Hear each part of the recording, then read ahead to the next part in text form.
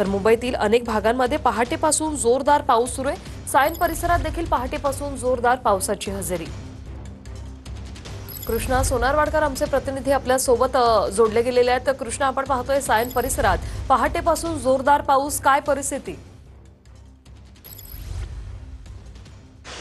वृषाला आपण पाहतो की मागच्या आठवड्यामध्ये मुंबईमध्ये जोरदार पाऊस झालेला होता, ज्यामुळे मुंबईची तुंबई झालेली होती आणि त्यानंतर आज पुन्हा एकदा पावसानं सकाळपासून जोर धरलेला आहे। मुंबईच्या अनेक भागामध्ये मुसळधार पाऊस पडतो आणि त्यामुळे रस्त्यावरचं ट्रॅफिक जे आहे ते हळूहळू जाम होताना पाहायला मिळत आहे। तर हळूहळू सकल भागामध्ये पाणी सुद्धा साचायला सुरुवात झालेली आहे। जर पावसाचा जोर असाच राहिला तर दिवसभरामध्ये जर अशाच पद्धतीने पाऊस पडला तर पुन्हा एकदा मुंबईच्या अनेक सकल भागामध्ये पाणी जे आहे ते साचलेलं पाहायला मिळू शकतं। मात्र सगळीकडे ढगाळ वातावरण आहे आणि मुंबईमध्ये मुसळधार पावसाला सुरुवात झाल्याचं पाहायला मिळतं आहे। सध्या सायन परिसरातील दृश्य आपण पाहतोय, जो पूर्व द्रुतगती मार्ग आहे त्याच्यावरती आपण पाहतो की गाड्यांची संख्या सुद्धा वाढताना पाहायला मिळते, कारण पावसामुळे वाहतूक कोंडीचा मोठा प्रश्न जो आहे तो निर्माण होतो आहे।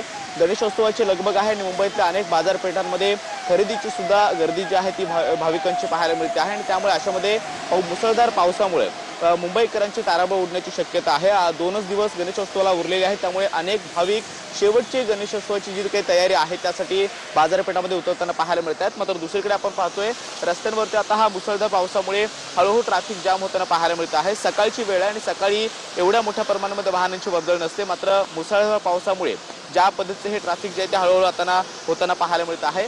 सायन परिसरामध्ये मगापासून मुसळधार पाऊस जो आहे तो पहाटेपासून अनेक भागामध्ये पाहायला मिळतोय, त्यामुळे दिवसभरामध्ये अशाच पद्धतीने ढगाळ वातावरण राहिलं आणि मुसळधार पाऊस पडायला सुरुवात झाली तर अनेक सकल भागामध्ये पाणी जे आहे ते साचल्याचं पाहायला मिळू शकतं। कृष्णा, पावसाची अपडेट तुमच्याकडून घेणार आहोत। तुर्तास धन्यवाद दिलेल्या या माहितीसाठी।